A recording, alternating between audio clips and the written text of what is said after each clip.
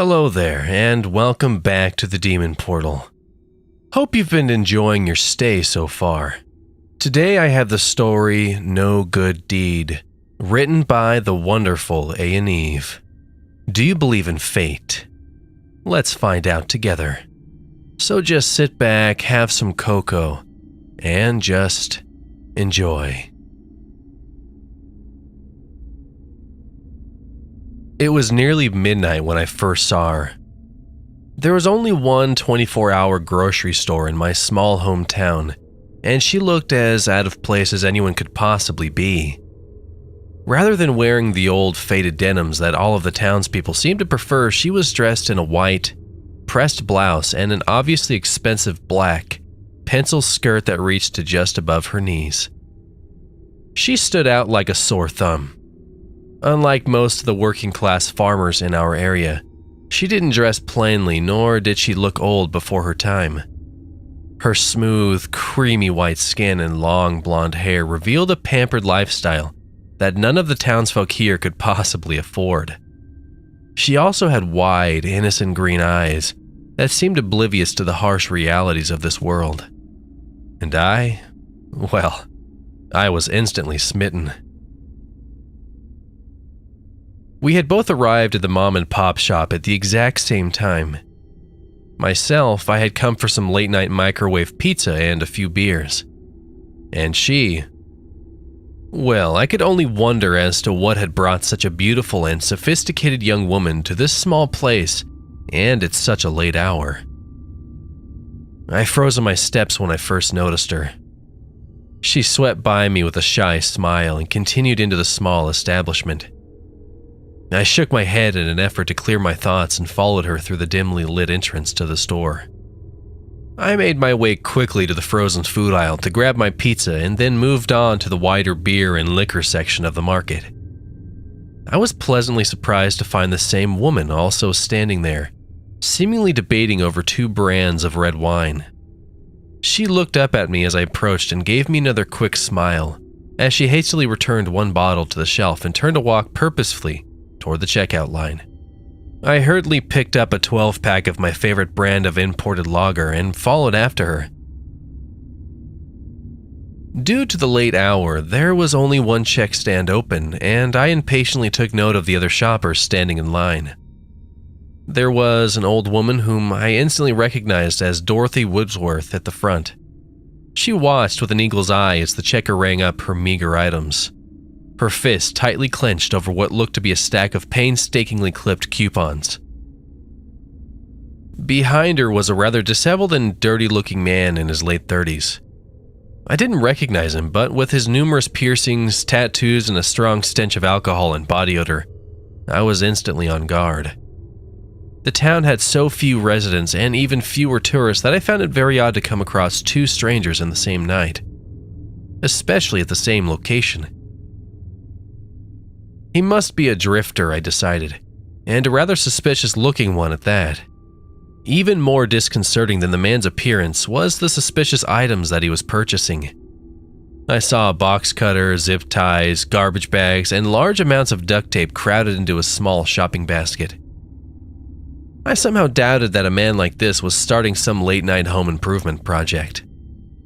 I instantly felt myself reacting as any young, hot-blooded male would. I puffed out my chest, flexed my muscles, and met his dark eyes in a you-don't-scare-me kind of way. Behind the drifter, but in front of myself, stood her. The beautiful young woman that I had been ogling this entire trip. Much to my dismay, the dirty man's gaze also seemed to focus on the young woman. His tongue kept darting out to wet his dry, chapped lips, as his eyes raked up and down her body in a clearly lustful way. I felt my protective instincts roar to life as I watched her uncomfortable gaze dart quickly from old Mrs. Woodsworth to the strange man and back again, as though seeking a safe place to land. I racked my brain for some form of conversation that would distract the girl from the man's inappropriate scrutiny and put her more at ease. Hi there. Buying some wine, huh? The words just fell out of my mouth, and I visibly winced as I stated the painfully obvious in a choked voice. The unkempt man snorted and gave me an amused and knowing look. Yes, I am having a late dinner with a friend, she calmly said with a relieved smile. Her voice was as soft and alluring as the rest of her, and I instantly felt my body start to relax. I couldn't help but hope that there was more than just gratitude behind that smile. Oh, dinner, that sounds nice, I replied awkwardly. Must be going on a date then, huh? She opened her mouth as if to reply to my question, but after a moment, she shut it again and turned her eyes towards the cashier without answering me. Too shy and embarrassed to press her further, I also turned my attention solely to the cashier and attempted to pretend that no one else existed. The young man, whom I vaguely recognized as the grandson of the owners, Timmy or Jimmy I think was his name, made quick, competent work of everyone's purchases, and before I knew it, I was all paid up and walking towards the store exit. The same mysterious woman walking only a short distance in front of me.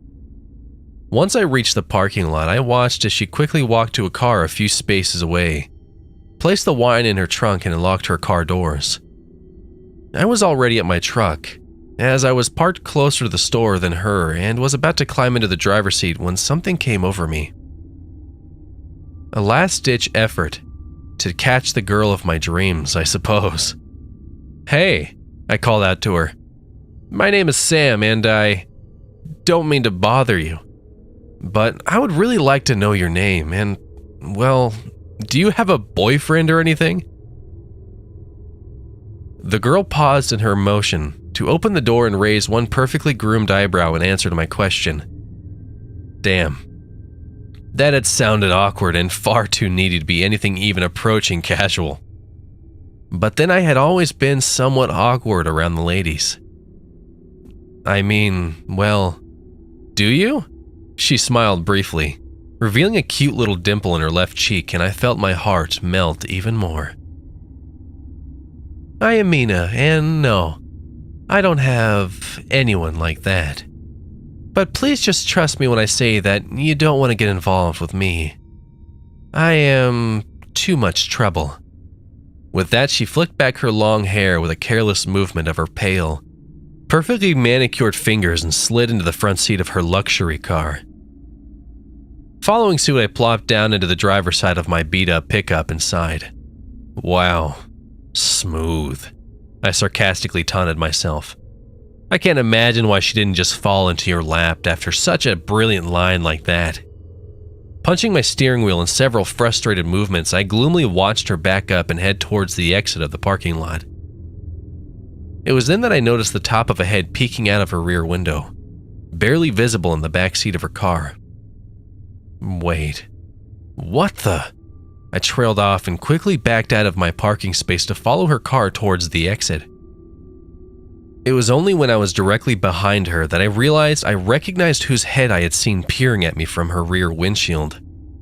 The long, greasy hair, together with the reflection of the store's lights, glinting off his many piercings, finally clued me into who this was. Somehow, the same dirty man who was in line before us had slipped into the back of her car without her notice. He quickly ducked back down below eye level until I could no longer see him. Meanwhile, she had switched on her turn signal, indicating that she was going to turn left out of the parking lot. Even though my home was in the opposite direction, I too flipped on my left turn signal and prepared to follow her. I was concerned for her safety, given the rough appearance of the man and the fact that he was obviously hiding out in her car. I knew he must have had bad intentions. There was just no other explanation. I fought the urge to simply blare my horn at her, knowing that the man was quite possibly armed and able to cause her fatal injury if he knew that he had been discovered. Instead, I followed closely behind her as she slowly made her way through the streets of downtown and then turned off to a smaller, less brightly lit road. I considered then rejected several strategies that might get her out of the car without alerting the menacing stowaway in her back seat. Several nerve-wracking minutes passed as she navigated through the town before finally turning into an all-night gas station, and my heart leapt. Thank God this was my chance. I quickly turned in behind her and stopped at the pump adjacent to hers. At this time of night, I could see no other patrons, and only one scrawny teenage boy who seemed to be manning the register from inside the small building. There was really no one else in sight. I could see no sign of the man in her backseat and concluded that he must have flattened himself onto the floor of her car. I climbed out of my front seat and pretended to start gassing up my already full tank. I tried to appear as nonchalant as I knew I had to be smart about this.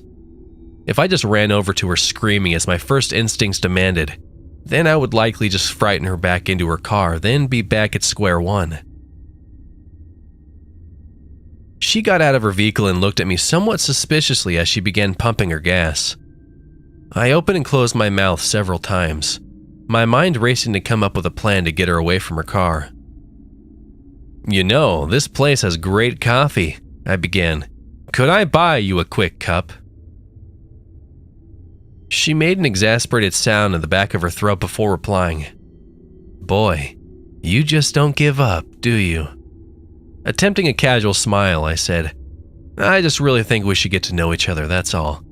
Just give me 10 minutes, 1 cup of coffee, and if you're still not interested, you can go on your way and I promise to never bother you again.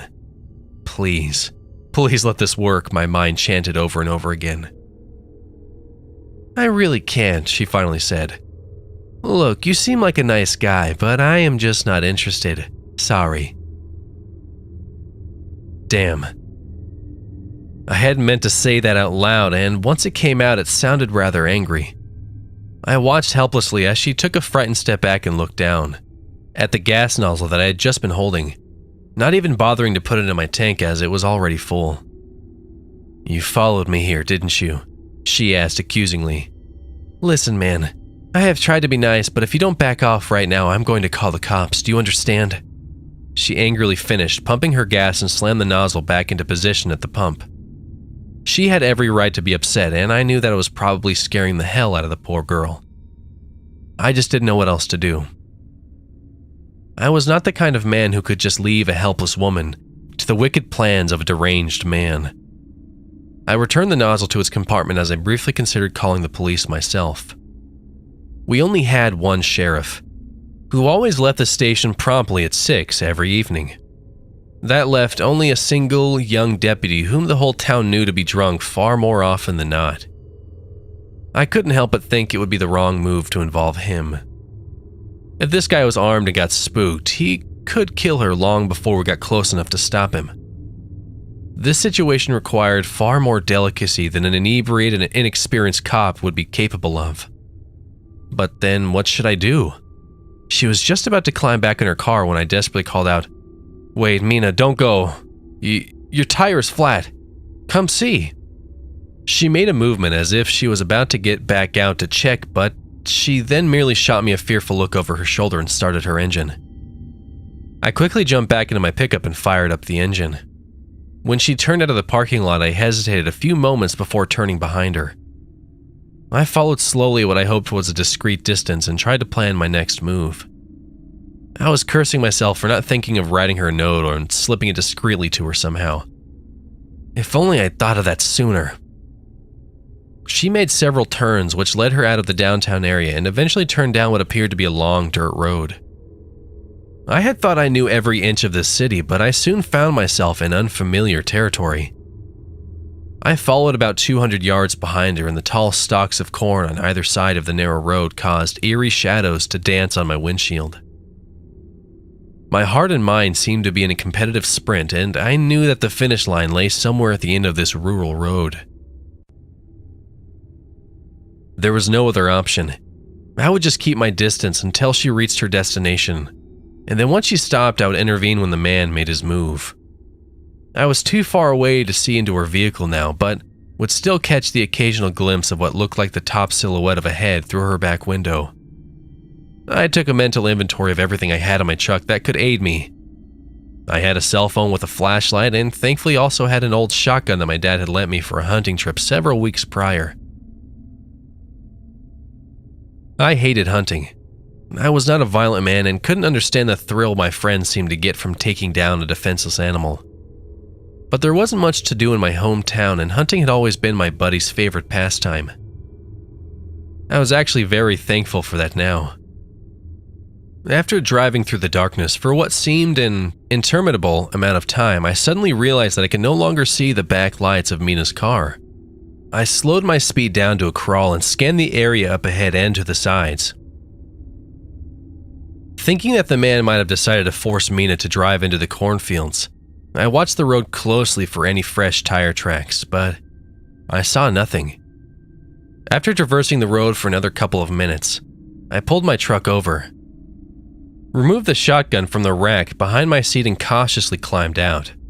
The sounds of night creatures and crickets was nearly deafening way out here, and the still, hot air began to coat every inch of my skin with slick sweat. I could see nothing around me, and was just about to give up to my crushing defeat to save Mina when I heard a loud, shrill cry. I quickly turned in the direction of the screen, and it was only then that I noticed what looked to be a huge old barn roughly 300 yards behind me. How the hell did I miss that? I cursed myself as I jumped back into my truck. Tossing the shotgun into the passenger seat and somehow managing to only take out a few of the towering stalks of corn in my haste to get turned back around on the road. No longer concerned about stealth, I roared down the road as dirt and bits of rock hammered at my truck. Realizing that the situation had escalated far beyond my control, I quickly whipped out my cell phone and dialed the emergency police number. It rang 11 times, and I was near to hanging up when a sleepy male voice finally came on the line. "Emergency. What's your location?" came the familiar slurred voice of the deputy. Damn, why couldn't he have been sober just this once? As quickly as I could, I relayed the night's events, trying to speak in a clear, concise voice so that even a drunk hillbilly could comprehend the urgency of the situation. "This had better not be a prank," the deputy said after I'd finished my explanation, suddenly sounding far more sober, with only a hint of the slur that's still evident in his voice. I felt my hopes rise slightly. "We've had a string of people go missing this week, and so far there have been 0 real leads. If what you're saying is true, then this girl could be in very real danger." "It's definitely not a prank," I quickly assured him. "My name is Sam Larson, and I don't know the exact address, but I'm in a large cornfield roughly 8 miles west of Hillard's farm. There's a huge barn or something in the center of where I believe the woman is being held. I heard a scream a few minutes ago, but nothing else since, and I need to go in." I was abruptly cut off by several fast beeping noises on the line. Looking down at my phone, I realized that the phone was no longer getting a signal. In such a rural area, cell phones here were notoriously unreliable. I tried calling back, but it quickly became obvious that I had no service. "Damn it!" I yelled and threw the phone onto the seat in frustration. I was on my own now. There was no time to try to move to a place with a better signal. The poor woman might already be dead at this point, and I needed to act now. I switched off my headlights and slowed the truck down to a slow crawl as I approached the old barn. I could see Mina's expensive black car parked carelessly in front of the decrepit old building, both of its doors left wide open. Beyond that, there was no other sign of life. Quickly scooping up the shotgun and repocketing my cell phone, I opened the driver's side door and stealthily slid out of my truck. I was hypersensitive to the slightest noise as I cautiously made my way towards the structure. Peering into the nearest grime-smudged window, I could vaguely make out 2 people. One was seated in a car and seemed to be struggling against some kind of restraints. The other stood a few feet away, and it looked as though they held something large and threatening with both of their hands. Both figures seemed to be arguing based on their hand movements, and the muffled shouts I could barely hear through the thick walls. I walked around the entirety of the structure until I came to a large hole where the wood had disintegrated just enough so that I could crawl through without alerting them of my presence. Once inside, their voices were much clearer to me. "Please just let me go. I will give you whatever you want, and I won't tell anyone what happened here, I swear." It sickened me to hear the sweet young woman begging for her life, and I felt the white-hot rage begin to well within me, replacing my earlier fear. It was almost completely dark inside. The only light seemed to come from a small candle or lantern towards the front of the building where the voices originated.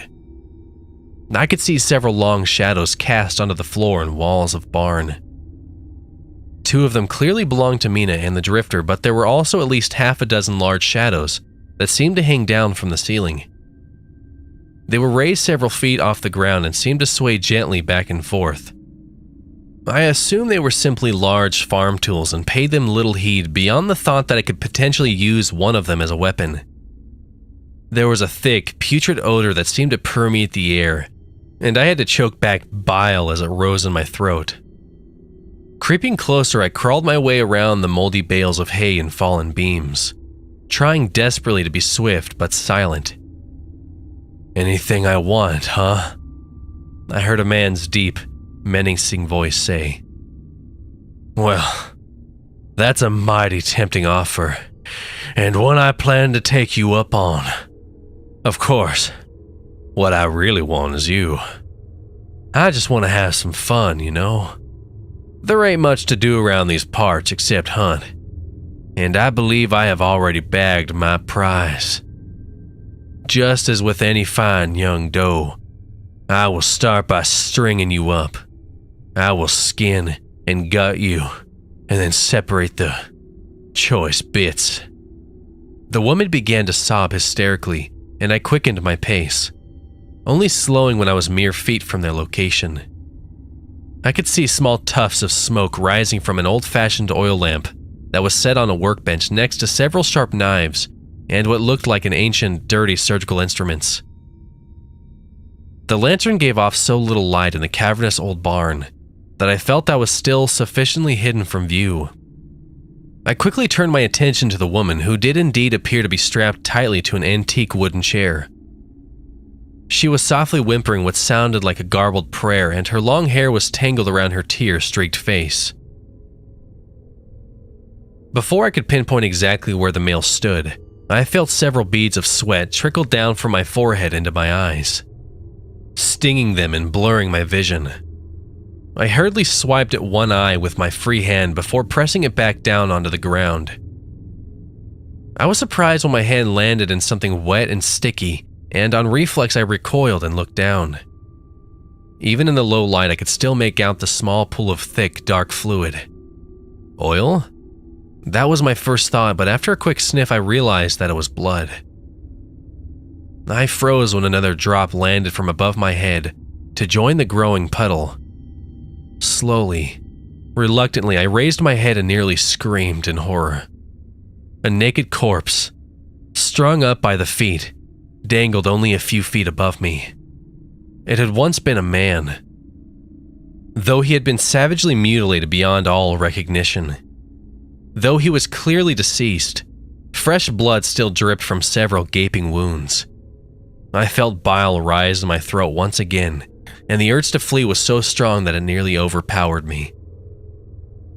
Only the thought of Mina, her beautiful body stripped of both flesh and dignity, and strung up like an animal, kept me from noping my way out of there right that second. "You can do this," I told myself. "You have the shotgun, and you know how to defend yourself. Besides, the cops will be here any minute now. That is, if they can find you. How can you be sure the deputy even heard your description of this place before the call was dropped? No, don't think like that. The cops will come, and if not, you can always just shoot the guy." Just as I was wrapping up my internal pep talk, two large black boots suddenly came stomping into my line of vision.